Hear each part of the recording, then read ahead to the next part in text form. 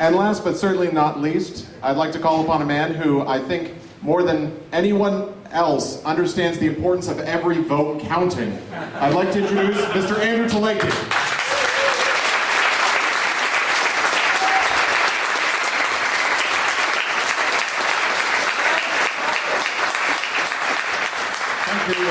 Thank you very much, Eric, and thank you all for being out here today. And let's make no mistake, we are here to strengthen democracy. That's what this is all about. You know, Bob was talking about taking a trip post-Iron Curtain. I lived behind the Iron Curtain. I was born in Hungary. We had the revolution in 1956. My family, myself, and 200,000 Hungarians, 2% of the population, fled across minefields to go to a place where we could experience democracy that we could not experience at home. So to me, democracy is bred in the bone. I can tell you some of the feelings that I had when I was in Hungary and some of the experiences of living under a dictatorship. You had to be careful what you said. You said the wrong thing at the wrong place, a car would come at night, and off you would go to Siberia. People disappeared, and it's called living in terror. So if you can just imagine a society like that. And one of the things I think is so very important, is so incredibly important, is that all people living in a democracy should be able to stand up and express their view, engage in debate, and make democracy stronger. It's not acceptable. When I was knocking on doors a couple of weeks ago, and a woman comes to the door, she says, "Thank you for coming, we support you. We've been supporting you for years." Now this is something a candidate going door to door loves to hear. Then I said the next thing, "Could I offer you a small lawn sign?" And she looked at me and she said, "My husband is a professor in electrical engineering. He is applying for a grant. So we better keep our political affiliation quiet." That is unacceptable. It happened in a place called Hungary. It should never happen in a place called Canada.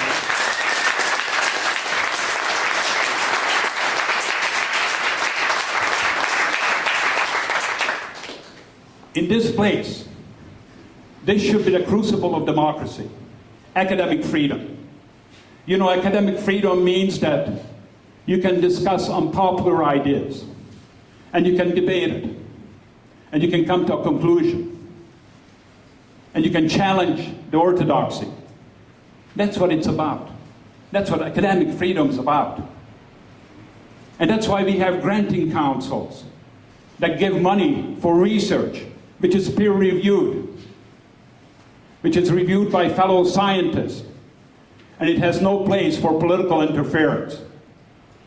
For the very first time in the history of Canada, with the granting councils, the Minister of State for Science and Technology called on the head of a granting council to review a decision that was made because they politically disagreed with the decision. That is wrong and should never happen in a place like Canada. And that's what democracy is about. You know, when you got non-government organizations that have different views from the government, challenge the government, make the government explain, to be accountable. That's what non-government organizations are about, church-based or not. And the fact of the matter is that we have had non-government organizations lose their funding because they did not agree with the government. That is not what democracy is about. There's a chill in this country. There's a chill in this country that will not go away till people rise up and say We live in Canada. We believe in democracy. That's what democracy is about. So I urge all of you to make sure that you speak up for the very real things that are important. Make sure that you speak up so the science advisor is restored to the office of the Prime Minister so we can take science into account.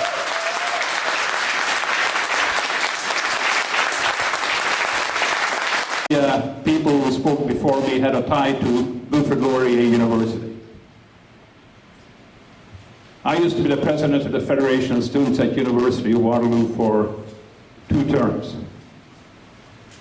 And I used to work with the student council at the school here. Back in 1974, we really tried to push the students to get involved in municipal politics because so much of our time is spent in the city. Housing we got is determined by the city. The kind of bylaws we have is determined by the city. Student safety in housing is determined by the city. So it's critically important at all levels to be involved. And I also had the pleasure when I was a municipal councillor that I got to be on the board of governors at Wilfrid Laurier when John Weir was the president of this university. And Bob, we built the Science Centre from funding from the provincial government because you guys were looking for an infrastructure project, and we so happened that we had the blueprints stowed away and the Science Centre got built, and it's an excellent Science Centre right here at Wilfrid Laurier University. But in closing, you know, there is a polling station down at 230 Regina, and you can vote there every day this week, from 9 o'clock in the morning till 9 o'clock in the evening. On Saturday, it's till 6 o'clock. Today is Sunday, voting is open till 4 o'clock. So I would urge you all to come down with us to Regina Street, 230 Regina Street North, which is just past King Street, very short walk down on University Avenue. And cast your ballot and send a signal that in Waterloo region we take voting seriously and we're going to embrace what so many of our Canadian soldiers gave their lives for. Thank you very much.